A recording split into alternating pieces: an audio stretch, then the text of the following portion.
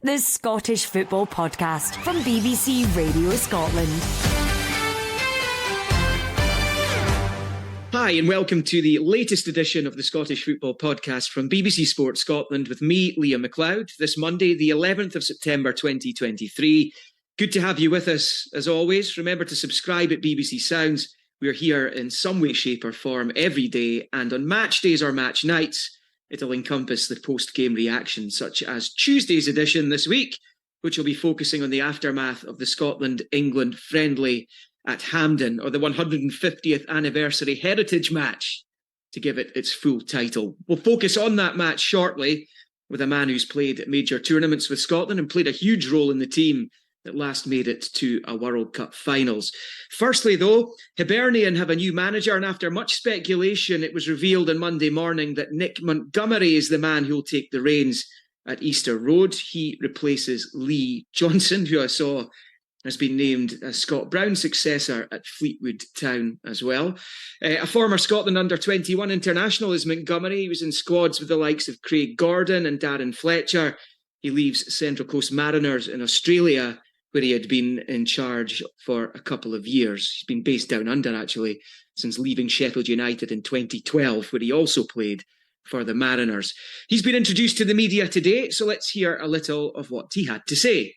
I spent 15 years at one club in England, and then I moved over to Australia 10 years ago as a player, and obviously the last sort of 5 years been coaching, sort of rebuilt the academy over there, started developing players for the first team, because I've got a real passion of doing that and developing players, not just young players, senior players, foreign players that come in as well, because I think if you can get the best out of everybody in the squad and the staff, then you can be a real force in any league. Finished in Australia winning the championship last season with the youngest team on the smallest budget, and we're probably the smallest club, so that's something that I'll be eternally proud of. And yeah, I've had a real good time in Australia, enjoyed living there, but there's the right opportunity for me to come home. I've got a lot of roots in Scotland, family that live here. My grandma was born here as well, and I represented the under-21s and future squad. Just really happy to be here. Love Edinburgh, love Scotland, and speaking to the guys, it was straight away. I knew this was the right opportunity for me, so I'm really thankful for the Central Coast Mariners for allowing me to take the opportunity, and I leave with nothing but good memories and ready to make new memories now. But there's no guarantees in football. There's no guarantees on either side, but all I will guarantee is I'll give 100% commitment to the club.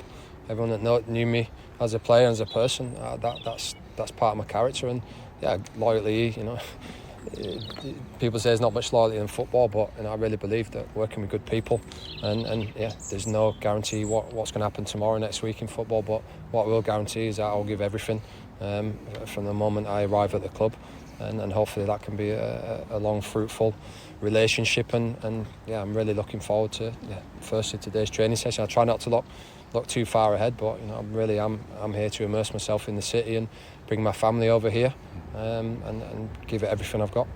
Well, obviously I know about the club. I know players that are here now. I know players that have played for the club. Obviously knows Jason Cummins. Yeah. As soon as the interest came, he was the first one to say get yourself to Hibs. Unbelievable club, great family club, and great. He was just super excited for me possibly getting the opportunity to come, but I didn't give him too much information back, so I'll probably have a text off him when I get in the building now. Yeah, what a recommendation from Jason Cummings. Yeah, for sure. So first game, Kilmarnock, Saturday away from home. What do you expect from Derek McInnes and his team down there, and what do you know about Kilmarnock? I know they're a very competitive team, and I know that he's got them well drilled. They're well organised. They've had some good results. So I also know that the pitch is a little bit difficult in terms of being one of the synthetic pitches, but no excuses. We'll go there. Hopefully, this week have time to prepare, get the boys back from international duty. I don't expect anything else than a competitive game against a good team. Nick Montgomery, the new Hibernian manager, and getting straight to work by the sounds of things. Right, Scotland-England, a break from Euro 2024 qualifying, sort of. It's a huge night at Hampden. It could, though, become an historic night at Hampden, because a draw in the Group A game between Norway and Georgia and Oslo, which is also taking place on Tuesday evening, will seal automatic qualification for Scotland with 3 games to spare. It's quite incredible. So it could be some occasion. Welcome then to the former Scotland striker Kevin Gallacher, a man who earned 53 caps and scored 9 times. Kevin went to 3 major finals under firstly Andy Roxburgh and then Craig Brown, and memorably scored against Latvia to help seal a place at France 98 in that game at Celtic Park. He also faced England in the Euro 2000 playoff. Kevin, welcome. How are you? I'm very well, Liam. Very well. Thank you for having me on. Always good to talk to you. Always good. And what a night this one could be. Looking forward to it. You know, these Scotland-England matches are something special. You know, I had one in my second cap and I thoroughly enjoyed it at Wembley. It was fantastic. But these ones, the latest ones now, because we've not had a lot of them. So for me, they're a little bit more exciting and it gives us something to chew on as well. It was a very professional job, I thought, Kevin, against Cyprus on Friday. Obviously, being 3-0 up at half-time helps, but just the way that this team goes about its business just now, it's kind of almost like how you guys went about your business when it came to these kind of matches. We've struggled for the last couple of decades to convincingly beat opponents like Cyprus, particularly away from home. But that was a tremendous first half in particular, and the game management thereafter was superb. Yeah, you're right. You know, I think it was more the second half. You're 3-0 up, we can get complacent. But, you know, getting that first goal early enough, I think, set the tone, because I think for probably about 15 minutes after it, Cyprus had 2 or 3 chances. They probably were getting back into the game before we got our second goal and killed it off. And rightly so, when you go 3-0 up at half-time, it's a case of now you need to secure it, especially at international level. It's game management. And I thought the second half, we really game managed it. We used the substitute probably at the right time, fresh legs and that heat. So for me, you know, it was a fantastic performance. And people say it was only 45 minutes, but it wasn't. It was a good 90-minute performance from that team. What's standing out to you, do you think, within the squad? I think the key thing is that everybody seems to know the job that's in front of them. You know, even when the substitutes come on, it's different personnel, but a similar job. And I think by knowing that, to me, it just reminds me of the way that Craig Brown had our side. You know, it was like a club side. We all played together, even though we only met up once a month.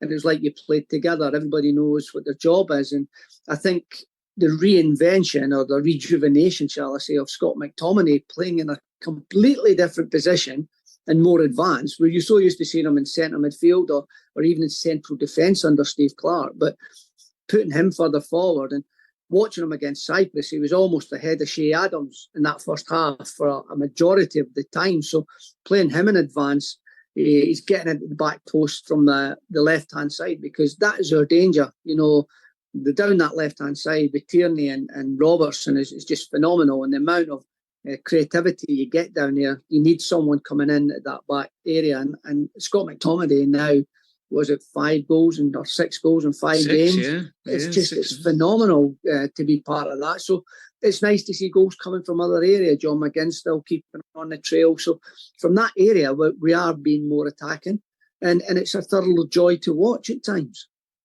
Yeah, McTominay's outscoring Harry Kane just now in qualifying, which is quite the feat in itself, isn't it? I keep going back, Kevin, to there's a real trust between the manager and the players, the supporters and the manager and the players. I mean, the Steve Clarke effect has been nothing short of spectacular. Definitely. You know, I worked under Steve Clarke and John Carver when they were both coaches at Newcastle United, and you see what they had between them, the knowledge and what they gained under Sir Bobby Robson, and then you go on your own, both as managers now coming together, working as a manager and a coach, and those things, and they do help you. And sometimes as a manager, it's not just about putting a team together and training with them, it's about talking to the players individually, seeing what you can get out of them better, almost like a father figure, and talking to them and helping them and trying point directions and give them a little point. Could you do this a little bit better? And you could have done that, and that would probably help you for future. So they'll sit them down, they'll talk to them. And for me, you know, the set pieces, you've got people, Austin McPhee, doing set pieces. So that's putting that side of it together. So to me, the whole coaching structure that's been happening seems to be rubbing off on the players. They understand it. It's very, very simple. And I think that's why they're getting it together and they're enjoying the football at a national setup. Yeah, I mean, you talk about working under Steve Clarke. I mean, I've spoken to people who have known him for a long time as well, even going back to his playing days at Chelsea when I think Billy Dodds and Craig Burley were your youngsters there, and he was one of the more senior players. He's just got this calmness about him. I know he kind of makes a joke out of it about his kind of demeanour, but it's having the desired effect. That's all that matters, isn't it?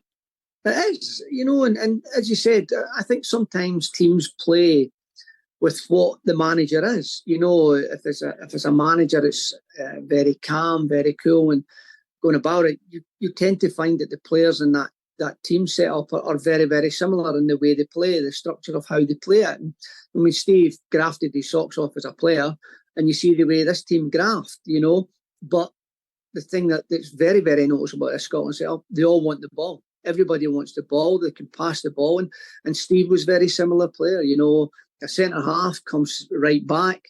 He was calm on the ball. He done the simple thing. And that's what the Scottish players are doing. That's why they can keep the possession. That's why it's very simple passing to each other. And basically, that's the effect that probably Steve Clarke has from his temperament as a person. Let's hear from him then. Steve Clarke, the Scotland manager, who's been speaking to the media on the eve of the England match. It's been 150 years in the making, so always good games, always competitive games. Modern era. Certainly in my lifetime, England have probably moved a little bit further in front. We're trying to close the gap on them, and we'll find out tomorrow how much we've closed that gap. It will be a competitive friendly, if you can have such a thing. I think both teams will want to win. Obviously, the boys from both sides interact with each other at different clubs. They come across each other all season, so both sides will want the bragging rights. We try to take out of this game what we need to take out of it, so I've got some things that I want to see on the pitch. Testing ourselves against top opposition, which we're going to come across more often in the next 12, 18 months. So we'll use it that way. Gareth will use it the way he wants to use it. I don't think it really matters how both teams set up or how both camps set up. Once you get here, the atmosphere of the game, it'll be very competitive and should be a decent match. I think for us is just to try and continue to improve. I speak about it all the time, game to game, performance to performance. Obviously, we played well in Cyprus. We had a good, comfortable evening. And now we see what we can do against a team that's nominally a pot one team, always in the later stages of major tournaments. That's the benchmark we want to judge ourselves against. So we'll find out tomorrow night how close we are. How are you going to monitor things in Norway? Will you be aware of what's going on? I think the crowd might keep me up to date. I won't be monitoring it. I'll be watching the game. As the game unfolds on the pitch, that's my job. It's not to worry about what happens elsewhere. I'm glad you think it's imminent. In my head, it's not imminent. It's still a long way away until you're actually over the line. I've been in situations before as a coach or a manager where you're trying to achieve a target with a club, and sometimes the last step's the longest one. So we'll just focus on the game tomorrow night, and what happens elsewhere happens. Kevin, how excited should the Tartan Army be at the moment? Oh, very excited. For me, it's the best time when you're going through games and you're watching them win games. It's a great feeling. You just seen on interviews on the television, on the radio, you listen to the voices of the Tartan Army people, and they're just loving it. It's a new era. It's winning games, and when you're winning games, there's no other better support in the world than the Tartan Army. I can assure you that. When we qualify for majors, when they get behind you, they are just phenomenal. And it's hard to explain to people how good the Tartan Army are, but competitions without the Tartan Army, to me, isn't really a competition. You need the Tartan Army there. England, the opposition for this one, they've been to the business end of major tournaments recently. They're currently, Kevin, ranked 4th by FIFA. Only the last 2 World Cup winners, France and Argentina, along with Brazil, are better than them according to the rankings. This is going to be a serious test, isn't it? Oh, definitely. And it's always been a test for me that you kind of think to yourself, a lot of these Scottish players now know a lot of the English players and play in Europe and things, and they do it as well. And I think that side of it, the Scottish lads have got something, we always have something to have a go at in England players, because everybody talks England up to be the world champions. They're going to win the World Cup, etc., etc. Whereas we are on the opposite hand. We talk our team down a little bit, and and if it happens, it happens, and then we celebrate.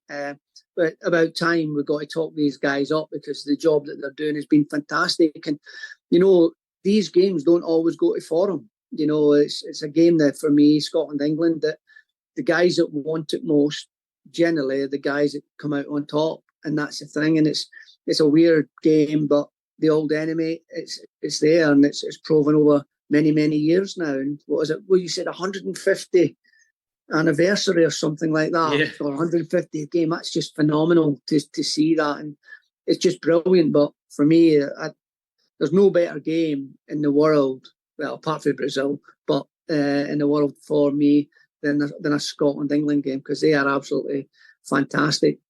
Yeah, I noticed the two captains, Andy Robertson and Harry Kane, were at the West of Scotland Cricket Club, which is where the first Scotland-England match was played 150 years ago. This is what they're celebrating, of course, for this one. What do you make of the current England side? I mean, they never seem to be entirely happy with Gareth Southgate. World Cup semis, European Championship final. He was in quarters in Qatar last year, beaten only by a very good French team. From the outside looking in, that's a pretty good return, I'd say. But, for me, Gareth Southgate's done a magnificent job, just not with the national side, but with the whole FA setup that's down in England. And it's kind of strange when you're watching these games and the fans are giving Gareth stick. He's got to do this, he's got to do that. But, Gareth's done a very similar thing to the way that Steve's doing it. He's got a squad of players there that he trusts, he believes in, and he tends to keep that sort of 20 band of players together. And anybody that's on forum or anything else, they'll get added to the squad. And it's a very, very good way. But, for me, guys on paper, they can be matched on the night, 11 versus 11. And if you believe that you're better than them, it's not to think that you're not as good as England. That's the wrong way to think about it. I believe the Scottish lads will be thinking, we're as good as them, we can beat them. That's the way we thought about England when we played them. We always believed that we could beat them, and England will be doing no different. They'll think that they can beat us as well. So it's a good one, because there's a lot of talk about Jude Bellingham, how well he's doing in La Liga. So you get guys like that, and now they're classing them as world superstars. So for me, that's up to the Scottish players to bring them back down to earth. Yeah, Bellingham started his Real Madrid career like a train, got a last-minute winner just before the international break there. And many England supporters are desperate to see Phil Foden get in there alongside Rice and Bellingham. They want the likes of Henderson and Maguire maybe put out the pasture, for want of a better phrase. Those three are, the three I mentioned there, Foden, Rice, Bellingham, arguably three of the best players in the world right now. And when you've got Kane and Saka ahead of them, it's some squad, and there's loads actually who aren't in the squad. You could easily be in there.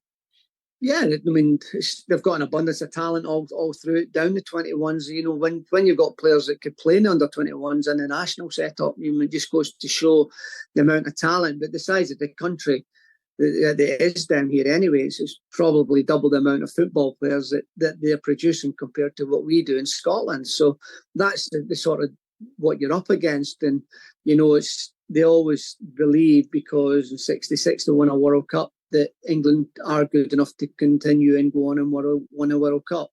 That's how many players they've got, and that's the amount of talent that they've got. And when you're looking at people like Harry Kane, who's the elder statesman of the side, bringing through and helping the younger ones like a Jude Bellingham, and those guys, Phil Foden, they're waiting for their time, and they're just waiting for people like Jordan Henderson just to drop off the sort of the consistency list, and then they'll take over. And there's no doubt about it. The way that they're all playing, the difference that they're learning under different managers around the way that the English FA setup is now, it's very, very similar to, for instance, the way Pep Guardiola has set up at Manchester City. And it's all about possession. And they've got the people who can create, and they've also got the people who can score goals. And I think the biggest worry that England have is, if Harry Kane doesn't play, who goes in and scores the goals for them? For Scotland, obviously coming up against a Tier 1 side here in England, they'll be in League A in the Nations League next year. Games against Spain and France to come next month. How good an idea will we have as to where they are by the end of all that? Probably Euros as well, of course, where they'll be coming up against top-class opposition. Yeah, I think it's a good stand. When you come up against England, and you're coming up against the top world side, you know, you want to, as a player, show where you can be and understand where you are in your international reckoning. And for me, it's going to happen all through all the players. And they'll go out and they'll give it their best shot, and they will know, yes, we're up there with them and believe in it. But it's also about not just beating the big boys. You've got to continually beat the likes of Cyprus's all the time. You know, you can't sort of sit back and say, oh, we drew 0-0 with Cyprus, but we went out and beat England. You know, at the end of the day, it's not a good judgment. We've done Cyprus, we've beat them with convincing victory. Now you're testing yourself against one of the best world nation sides, and it will stand you in good stead. And the experience the guys will get out of this game as well, it'll be phenomenal, and they'll take that on. And they can always remember it, sit back and watch it and say, well, I played against one of the best teams in the world, and this is how good I played. And if they get a result and a victory, Liam, I'll tell you what, you know, they will be looking to go up the rankings themselves.